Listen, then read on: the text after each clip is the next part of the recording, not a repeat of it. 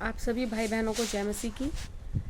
ये मेरे जीवन की एक और गवाही है जो कि अभी पिछले साल में गुज़रे साल में हुई है मेरे साथ। अप्रैल का मंथ था और उस टाइम पे मुझे कोई गायनी प्रॉब्लम हुई थी।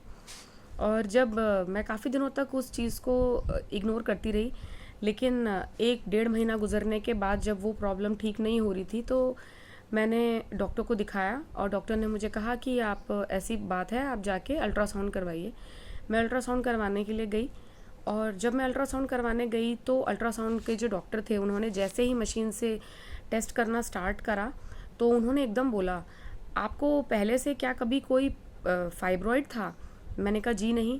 आपको कोई और प्रॉब्लम थी गायनी रिलेटेड? मैंने कहा जी नहीं, मुझे कोई प्रॉब्लम नहीं थी।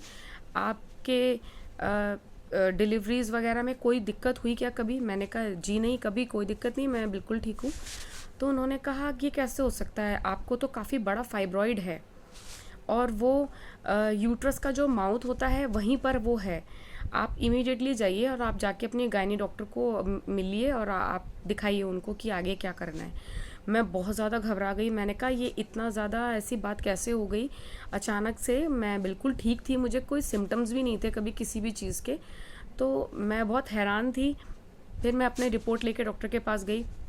डॉक्टर को जब मैंने रिपोर्ट दिखाई, डॉक्टर ने बोला आपकी इमीडिएट एक सर्जरी करनी पड़ेगी और सर्जरी में बहुत रिस्क है और मैं उस सर्जरी को आपको मैं प्रेफर करती हूँ कि आप किसी बड़े हॉस्पिटल में जाइए और वहाँ जाके आप अपनी सर्जरी कराइए, क्योंकि कोई भी इमरजेंसी सिचुएशन हो सकती है, आपका बहुत ज़्यादा हैवी ब्लड लॉस हो सकता है और वहाँ पर ब्लड बैंक की फैसिलिटी होनी चाहिए और ये भी हो सकता है कि आपका यूट्रस रिमूव करना पड़ जाए और आप बहुत अभी आपकी एज ऐसी है नहीं, बट फिर भी अगर आपको यूट्रस रिमूव करवाना हुआ तो वहाँ पर सारी फैसिलिटी उस हॉस्पिटल में होनी चाहिए। तो आप किसी दूसरे हॉस्पिटल में इमीडिएट चले जाइए। और उन्होंने हमें किसी बहुत बड़ी डॉक्टर का एचओडी का नंबर भी दिया और बोला आप जल्दी वहाँ जाइए।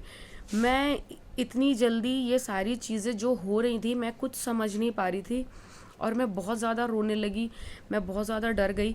मैंने डॉक्टर को बोला रो रो के, मैंने कहा प्लीज़ मैम ऐसा मत कहिए, ऐसा कैसे हो सकता है, मैं तो बिल्कुल ठीक थी। और डॉक्टर आप कोई मेडिसिन दे दीजिए मुझे, क्या मेडिसिन से ये चीज़ नहीं हो सकती?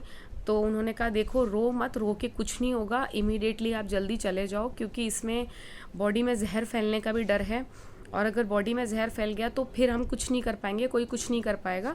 मीन्स 2-3 दिन के अंदर पेशेंट की डेथ भी हो सकती है अगर बॉडी के अंदर जहर फैल जाए, ऐसी सिचुएशन भी हो सकती है। तो ये आपकी लाइफ थ्रेटनिंग सिचुएशन है, आप जल्दी चले जाइए। मैं बहुत रो रही थी। उन्होंने कहा कोई मेडिसिन नहीं है, कोई ऑप्शन नहीं है और सर्जरी ही एक ऑप्शन है। मैं वहाँ से निकली हस्बैंड के साथ। हस्बैंड मुझे लगातार कंसोल कर रहे थे और हम घर आए। घर आकर के मैंने ये बात अपने मदर को बताई और मेरी बहन है जो कि वो भी बहुत बिलीव करते हैं प्रभु में, और मैंने उन दोनों के साथ ये प्रॉब्लम अपनी शेयर करी। मैंने बताया कि मैं सर्जरी नहीं करवाना चाहती हूँ और सिचुएशन ऐसी हो गई है। उन लोगों ने मुझे बहुत तसल्ली दी। उन्होंने कहा कि तू डर मत, घबरा मत और प्रभु पर विश्वास रख, सब कुछ ठीक हो जाएगा। और जी हाँ, उन लोगों ने मेरे लिए प्रार्थनाएं करनी शुरू करी। मेरी बहन मेरे लिए फास्टिंग प्रेयर करती रही, मेरी मम्मी ने मेरे लिए फास्ट रख के प्रेयर करी और वो लोग पूरे दुख और बोझ के साथ मेरे लिए प्रार्थना कर रहे थे और मेरे लिए जगह जगह और भी जगहों पर प्रेयर हुई, प्रेयर रिक्वेस्ट भेजी गई। और 2-3 दिन के बाद मैं किसी दूसरे हॉस्पिटल में गई, वहाँ पर मेरा अल्ट्रासाउंड फिर से रिपीट हुआ। जब मेरा अल्ट्रासाउंड रिपीट हुआ तो उसमें उन चीज़ों का जो साइज़ था, फाइब्रॉइड का जो साइज़ था, तो वो एकदम से कम आया। मैंने पहले वाले अल्ट्रासाउंड से उसको मैच किया तो वो साइज़ कम था। मैंने डॉक्टर को कहा कि डॉक्टर ये 2-3 दिन पहले ऐसा हुआ है। उन्होंने कहा हाँ है तो, पर साइज़ कम है। और ठीक है, फिर भी आप डॉक्टर को दिखा लीजिए, देखिए वो क्या कहते हैं। मैं घर पर ही रही और लगातार प्रार्थना करती रही, प्रार्थना ही करती रही। मैंने कोई मेडिसिन नहीं खाई। उसके बाद मैं किसी डॉक्टर के पास भी नहीं गई। 1 हफ्ता गुजर जाने के बाद मैं दीनदयाल हॉस्पिटल है जो, वहाँ पर गई। मेरी सिस्टर ने कहा कि तू वहाँ चल, एक बार वहाँ भी दिखा लेते हैं चल के।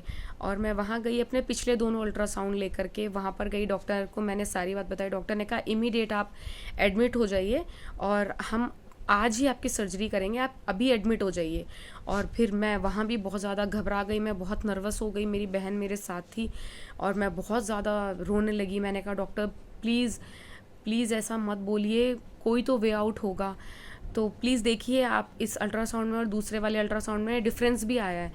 वो मुझे देख रहे थे और हैरानी कर रहे थे, हंस रहे थे, आप इस तरीके से आप ऐसे क्यों बिहेव कर रहे हो, आप तो मेडिकल लाइन के हो, आप जल्दी से ये प्रोसीजर कराओ और आप फ्री हो जाओ, और ऐसे डरने घबराने की कोई बात नहीं है। फिर भी मैंने उनको कहा डॉक्टर अभी तो मुझे घर जाना पड़ेगा, क्योंकि मैं इस पर्पस से भी नहीं आई थी। तो उन्होंने कहा कि ठीक है, आप जाओगे तो एक अल्ट्रासाउंड और करवा लेना आप। मैंने उनको कहा, मैंने कहा एक अल्ट्रासाउंड लिख दीजिए आप प्लीज़। उन्होंने कहा अल्ट्रासाउंड का कोई मीनिंग अब है नहीं, अगर आप करवा रहे हो तो ये आप अपने उस पर करवा रहे हो, आप अपना पैसा भी वेस्ट कर रहे हो और कुछ मिलेगा नहीं अल्ट्रासाउंड करवा के। फिर भी अगर आप चाहते हो तो आप करवा लो। वहाँ से जाते वक्त उसी एरिया में मैंने एक अच्छी लैब में जाके अपना अल्ट्रासाउंड वहाँ पर करवाया मैंने। और जब मैंने करवाया तो मैं वहीं खड़ी थी और मैं लगातार प्रेयर कर रही थी और मैं वेट कर रही थी कि डॉक्टर मुझे कब बताएंगे कि अल्ट्रासाउंड में क्या आया है। मैं उनके कैबिन में गई और मैंने कहा सर अल्ट्रासाउंड में क्या आया है, तो उन्होंने कहा क्या हुआ, आप ऐसा क्यों पूछ रहे हो। फिर मैंने उनको अपनी पिछले दोनों अल्ट्रासाउंड की रिपोर्ट्स दिखाई, उन्होंने देखी और उन्होंने कहा कि क्या ये आप ही की रिपोर्ट्स हैं, क्या सचमुच इतना कुछ आया था उसके अंदर, लेकिन इसमें तो ऐसा कुछ भी नहीं आया है, अभी तो कुछ भी नहीं है इसके अंदर। तो मैंने कहा सर आप ने ठीक से देखा क्या, मुझे तो यूट्रस रिमूव कराने की सर्जरी भी एडवाइस की हुई है। तो उन्होंने कहा कौन से डॉक्टर ने आपको ऐसा एडवाइस करा, कौन डॉक्टर था जिसने आपको ऐसे बात बोल दी, नहीं दूर दूर तक सर्जरी की कोई ज़रूरत नहीं है, आपका जो फाइब्रॉइड है उसका जो साइज़ है वो नींबू जो होता है उसके साइज़ का है और इसमें सर्जरी की कोई ज़रूरत नहीं है, और इसके अलावा और कोई दिक्कत आई नहीं है आपके अल्ट्रासाउंड में, तो आप बेफिक्र होके जाइए और अपने डॉक्टर को दिखाइए, ऐसी कोई बात नहीं है। तो मैं इतनी हैरान थी, मैं समझ नहीं पा रही थी कि ये तीसरे अल्ट्रासाउंड में एकदम, जो कि 15 दिन के अंदर ही तीनों अल्ट्रासाउंड हुए, ये ऐसा कैसे प्रभु ने इतनी जल्दी मेरे जीवन में कर दिया। बिल्कुल ये मतलब नहीं है कि मैं बहुत ज़्यादा प्रार्थना करती हूँ, मैं बहुत ज़्यादा अच्छी हूँ, मेरे अंदर कोई कमी नहीं है, ऐसा कुछ नहीं है। हर इंसान पापी है, उसी तरह से मैं भी अपने आप को बहुत ज़्यादा पापी पाती हूँ, मैं बहुत पापी हूँ, बहुत गलत हूँ, लेकिन ये सच है कि प्रभु दया करने वाले हैं और वो अपने बच्चों को कभी नहीं छोड़ते। और सच है, प्रभु का वचन कहता है कि जो कोई मुझ पर विश्वास लाता है उसका मुंह कभी काला नहीं होने पाता, अर्थात वो कभी शर्मिंदा नहीं होता जो मुझ पर विश्वास रखता है। और प्रभु का ये वचन मेरे जीवन में पूरा हुआ। उस दिन मैं घर आई, हस्बैंड को मैंने अल्ट्रासाउंड दिखाया और उन्होंने भी कहा क्या कह रहे हो, क्या ये सचमुच ऐसा हुआ है, मुझे भी अल्ट्रासाउंड दिखाओ। उन्होंने सारे अल्ट्रासाउंड्स देखे और मेरे जो थर्ड अल्ट्रासाउंड था वो बिल्कुल ठीक था। मैं उसके बाद किसी डॉक्टर के पास नहीं गई, मैंने कोई मेडिसिन इस दौरान खाई नहीं, क्योंकि इसके लिए कोई मेडिसिन थी ही नहीं, जैसे कि मुझे डॉक्टर ने कहा था। और मैं ये भी कहना चाहती हूँ कि अल्ट्रासाउंड करने वाले डॉक्टर्स बेवकूफ़ नहीं हैं, उन्होंने बहुत ज़्यादा पढ़ाई की है। जो डॉक्टर्स थे जिन्होंने मुझे देखा, मैं 3 डॉक्टर्स के पास गई थी इस बीच में और सभी बहुत क्वालिफाइड डॉक्टर्स थे। वो डॉक्टर्स भी कोई ऐसे नहीं थे कि जिन्हें कुछ भी आता ना हो।